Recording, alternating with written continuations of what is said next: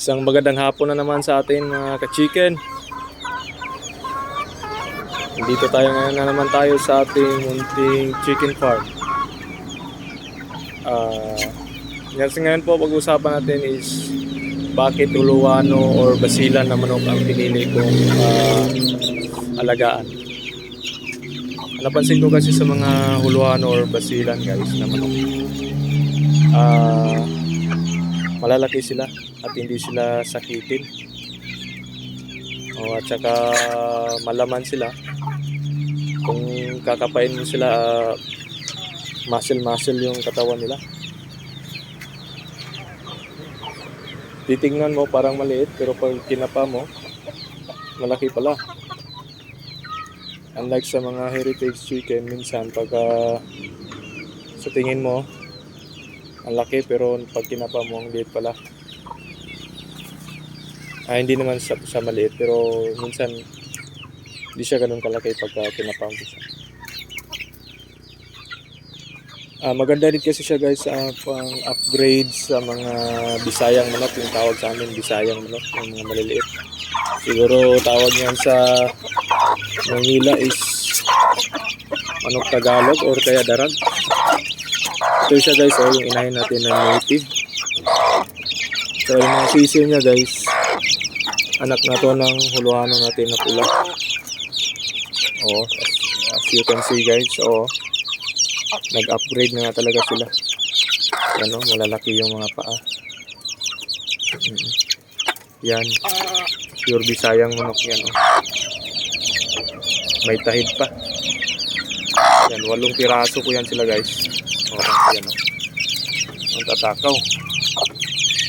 Nakas kumain na to guys, pure buyag. Kumain nila. So guys, actually wala namang, depende naman sa inyo yan guys kung anong klaseng manok yung, kung anong breed ng manok yung alagaan. Depende rin kasi sa lugar nyo kung ano yung breed ng manok na mas hinahanap ng mga tao. So kung gusto nyo siguro yung mga pampaitlog ng manok, mas maganda talaga mga heritage chicken po yung aalagaan nyo. Ito sa akin kasi guys, purano lang to sila, pangkatay, for meat purposes, pang upgrade, at saka yun nga guys, pang benta. Yan guys, maya is magpapakain na rin tayo. Napapansin ko kasi guys sa mga yung pure talaga na native, yung mga Bisayang manok or darag, kasi parang ang tagal niyang lumaki kasi naturally kasi maliit kasi sila. Pero pag in-upgrade mo sila sa mga Uluwano, naging mas malaki sila. At the same time, yung lasa ng karne, yung sarap ng karne is andon pa rin. Ito na naman siya guys, yung makulit. Sa bawat video natin, talagang lumilipad sa papunta sa atin. Dami ko ng kalmot sa manok na to. Yan, yung broadcock natin. 4 kilos na higit yan. Yun yan sila guys. Uluwano, Basilan.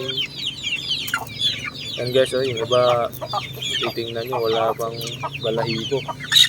3 months na yung higit, pero wala pang balahibo. Kasi nga, isa yan sa karakteristik ng Uluwano or Basilan na manok. Yan.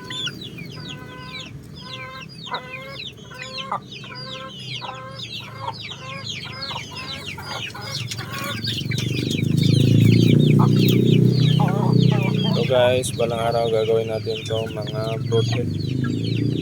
Ito sila. Gagawin natin ito silang broadhead. Ayan po. Pati yan. Abuhin. Nabunguton. May buhok sa mukha. Yan sila.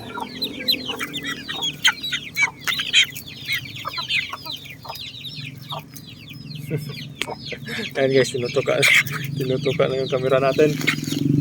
Ito ang ano ka ha, napakulit mo ha. Yun.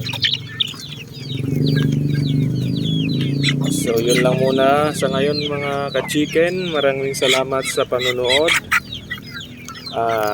Hanggang sa muli po. Please subscribe po sa ating munting channel, Don Chicken TV. Malaking tulong na po yan. Please paki-like na rin po. At paka-hit yung notification bell para updated kayo sa mga videos na i-upload natin. Hanggang sa muli. Maraming salamat.